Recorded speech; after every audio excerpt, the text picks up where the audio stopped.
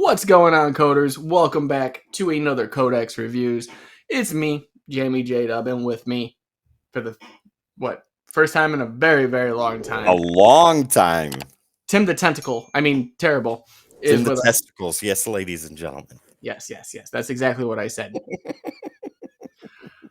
Ladies and gentlemen, we got a great one in store for you today. This one comes from Massive Publishing. This is Liquid Kill, and we're covering issues 1 through 6. Very excited for this one. It There it is. Trust me, I can't wait to I can't wait to get in this. Can't wait to Yeah. see what I need to say. Yeah. So without Okay. further ado, Tim, you want to give the credits? I sure do. So let me throw this beautiful cover of #1 back up there for you guys so you can take a peek at it. What's behind us is a variant cover for #1 also. But Liquid Kill, issues 1 through 6 from Massive Publishing, is written by Max Hoven and Aaron Crow. Artwork and letters by Gabriel Umazark, and that includes inks and colors on top of that. So that is the creative team. All right. You want to get into your thoughts on this book, basically what it Yeah. covers? Yeah. So, okay. The synopsis of this is basically it starts off in the middle of the ocean on this USGS, United States Geological Survey water vessel. These femme fatale assassins have captured the scientists and crew, and they have killed others. And the only ones that are left, they're asking, where is he? Who's he? We don't know. We're thrown right in the middle of this. And the scientists on this boat are giving little to no information. Through physical and violent interrogation, they find out where they need to go, and it's toward this island. They're going to search after somebody. What's the dude's name? Kai? The chick is Kai, or the main character is Kai. Island.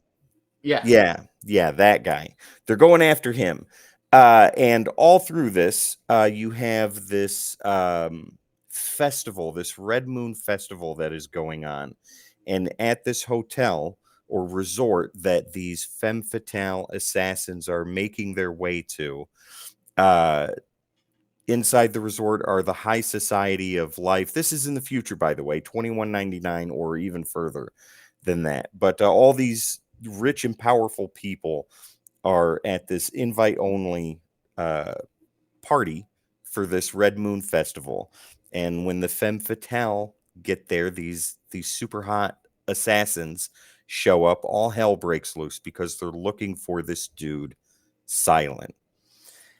And that's basically the skinny of it right there. So let me dive into how I feel about this.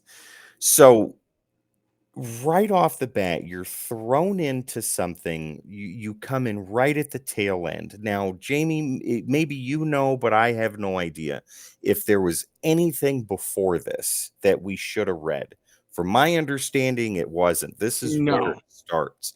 And it starts right off at the tail end of something, and you're tossed in there, you know absolutely nothing, and you have to kind of figure it out. You fit in the pieces. Well, they have these little glimpses in the first issue where and I'm probably butchering the name. It's the way I read, so if I'm dyslexic, forgive me. But Scylla is basically going through like this little prison camp. Yeah. And they got little kids locked up everywhere, and that's how he meets Kai. Right. So Right. that part we know. And then when it flashes back to Kai as an adult, which is a lot of back and forth. Yeah. At the beginning. She's basically got two guys on their knees going like he's dead. Yeah. So these women. Okay. So let me break it down. So Liquid Kill has an intensely heavy anime feel to it. Jamie, you and I caught that right off the bat. It's got this heavy 80s and 90s anime feel.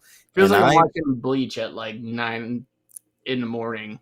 Exactly. And it also has a really big inspiration from Eon Flux. If you know, you know. If you don't, go watch that. As my daughter says, it's a fever dream, and that's kind of what this felt like. Heavy anime influence, very high science fiction too. It takes place some kind of future alternate reality. The first issue is not, as I said, not very clear, and you're kind of left with more questions than answers. And that seems to be the motif going through the whole 6 issues, right? Some questions are answered, but they're very basic questions, and you're left with a greater sense of not really knowing what the hell's going on.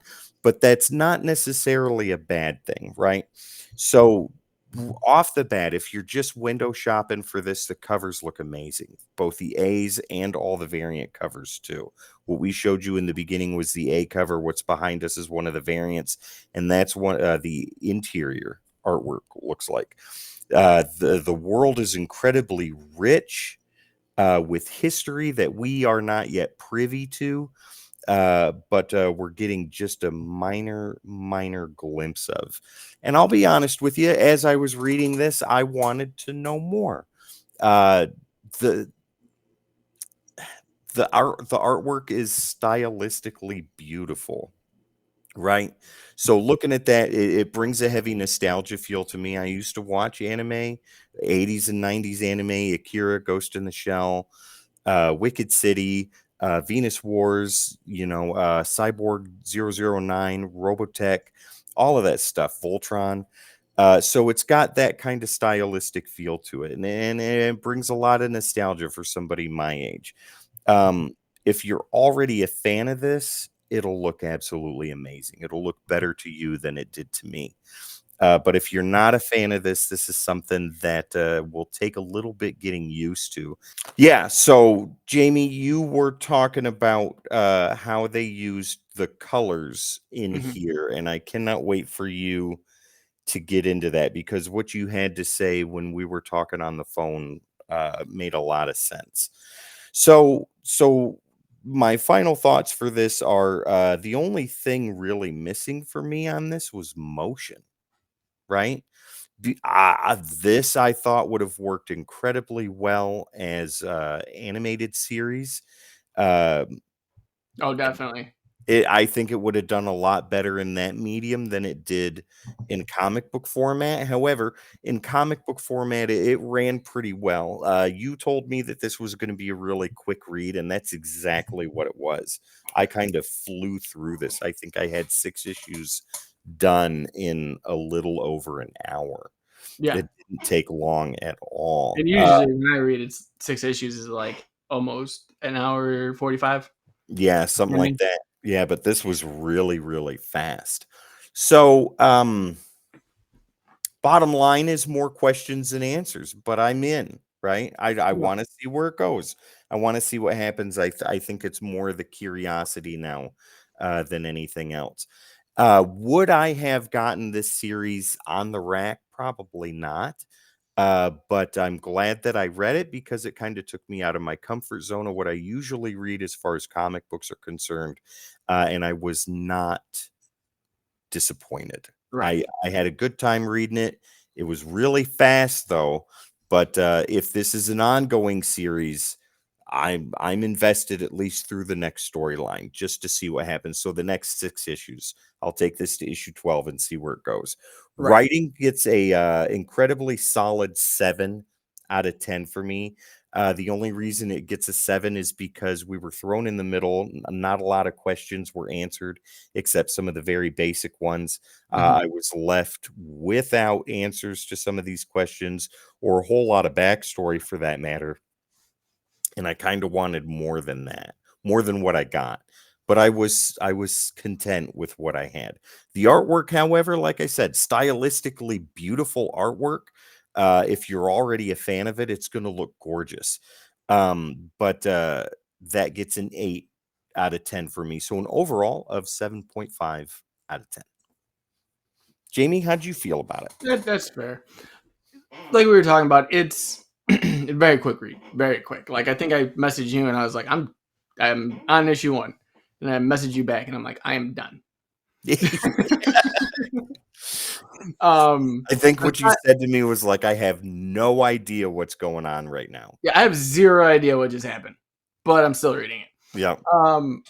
It it is one of those books that grab you, and I do like the type. Me personally, like the type of books that there's no explanation of what's going on whatsoever. Yeah. There's just arms being ripped off and heads being crushed, and this dude is there for 6 months, and they're trying to kill him to get information, and I'm just Yeah. like, his name's Jake, right? Yeah. Yeah, Yeah. that's exactly So correct. He only so works a couple days a week. yeah, only a couple months a year. Yeah. Um, but no, this definitely, like I said, aside from being a quick read and all, it did draw me in to an extent. Hmm. I really wanted to know where the story was going. Now, did we, like you said, did we get all the answers that we wanted? No, but to me, that leaves room to build the world. Right. It didn't feel like a frustration not getting Yeah, a lot of these questions answered. it wasn't like sitting there being like, well, I just lost out on, you know, an Hmm. hour and 10 minutes of my life, Yeah. and then I'm never getting back. This was actually something that was like, okay, where's issue 7? Yeah, exactly. I need that now so that way I can figure out and continue this story. Yep. So for me, like I said, the story, there were some holes. There was obviously a couple issues, like we said, we had. Because I totally agree with you. I feel like there was no real motion to it. It was like beginning and then no clue, and then Yeah. next issue, and then you kind of get an idea of something, and then it kind of builds. It was more like the snowball effect. Just kept going, Yeah. and then finally when we hit the end, we're like, oh, what Okay. about everything else that just happened? Yeah. I Um, honestly thought the dude that was playing the piano, and maybe he is later, but I thought he was somebody incredibly important until they ripped his arms off. And I was like, well, I guess he's not that important. no, no, not at all. It's just like you don't need these anymore because you don't. It was like, Gone. um, one of the cool things that I do have to give is in that first issue, Hmm.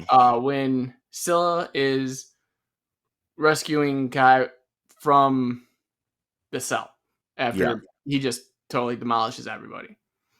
Was I really got like a Avengers Infinity War feel with Thanos and Gamora.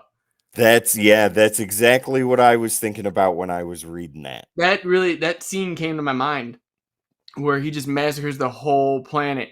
He's like, no, no, look over here, child. But in this instance, it's like, no, look at what I just did. You're free. Yep. You will never have to deal with this again. Yeah, no. And as for the But artwork, what he say? I will not say his name because his name belongs to you. yes, Yeah. yeah, it is now your name, Yeah. and that's what we're going to call you. But as for the artwork, the writing I didn't have that much of a problem with. Obviously, I'm a fan of this kind of style to an extent, and the whole concept of what they were doing or trying to do with it, I fully understand. Hmm. I get that feel. I get that art. That stylistically is great. I like the line work in this. My problem, the biggest problem is there was no highlights in this book whatsoever. It was Mm-mm. all flats. Like Yeah. I don't get that because to me when you just use this type of style like all flats, all the characters look the same. Especially when you make it Yes. the same color, so it's kind of hard to decipher who's shooting who in the face.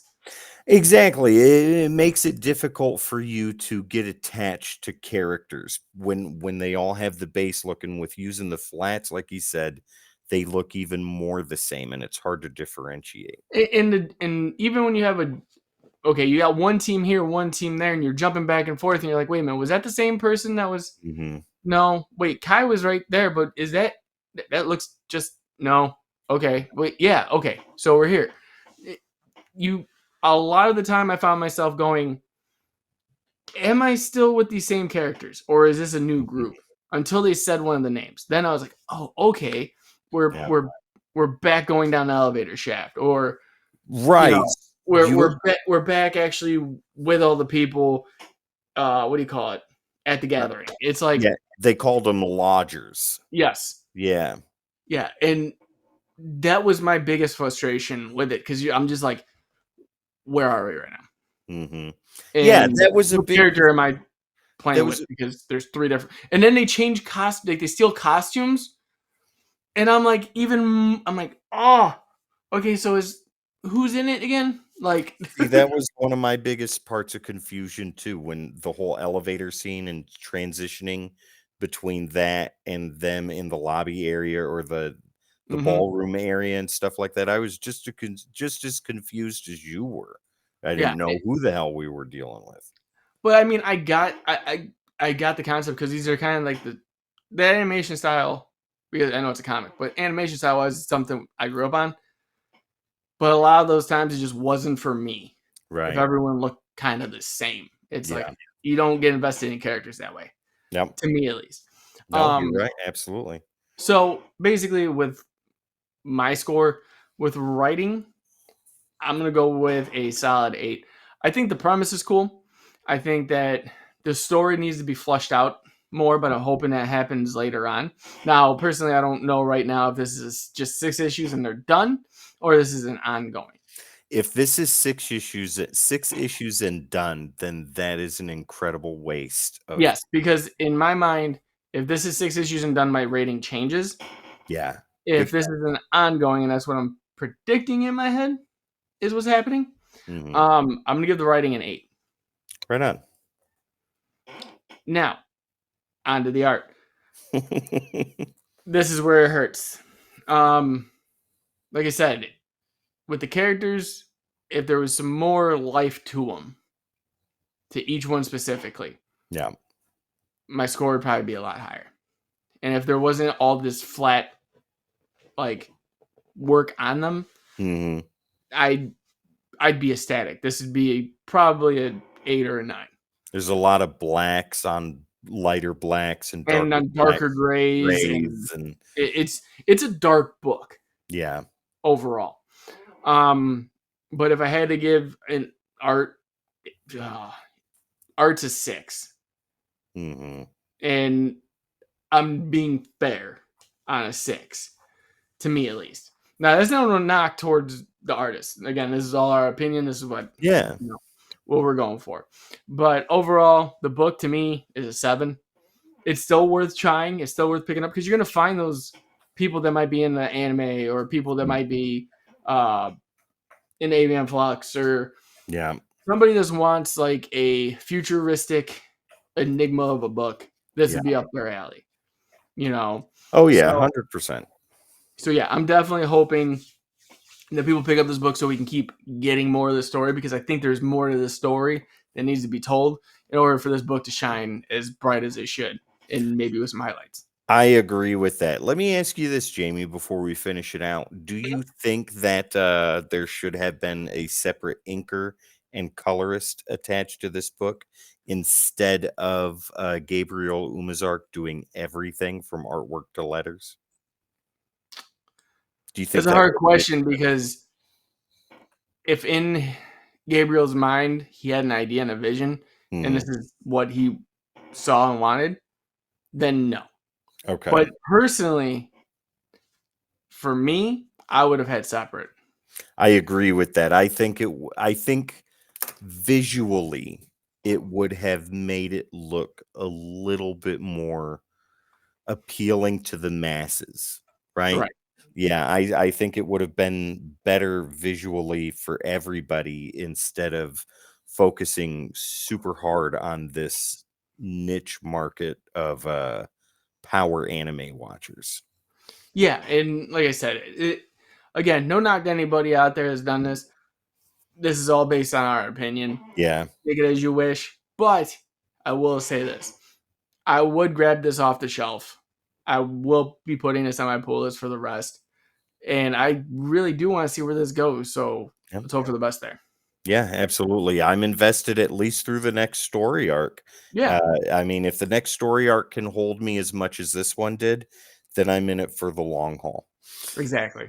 But Jamie, you give it a 7 out of 10. I give it a 7.5. We're pretty much right near each other as far as this goes. I think it's safe to say that this is a recommended read from Yeah. you and I.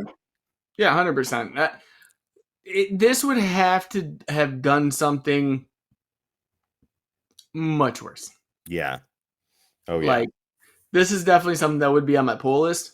Mhm. I wouldn't say it'd be on the top of the stack, but mid card. But it'd be there. Yeah. Yeah. All It right, would be at the ladies. bottom. Yeah. All right, ladies and gentlemen, Liquid Kill. This is issues 1 through 6. Issue 6 comes out in July.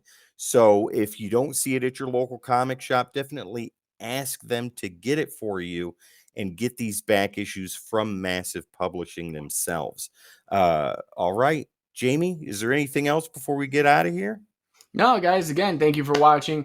If you guys like the content, definitely hit that subscribe button and maybe like us because that helps our videos grow just a little bit Yeah. more. And find us on all the socials at the Codex Station. We have them. We want to give them to you, Uncle Gary, and so much more. And don't forget, ladies and gentlemen, after you are done breathing heavy after watching a review like this, you're going to need a new t-shirt.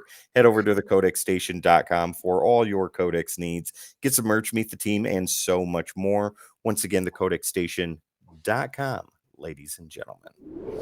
All Yeah. right, Jamie, this is our first review in a long time. So, sir, I would be honored if you took us out of here. Yes. Again, ladies and gentlemen, thank you for watching. Thank you for everything. We love you, and we will see you in the next one. Gaping holes. Oh, there it is. So good.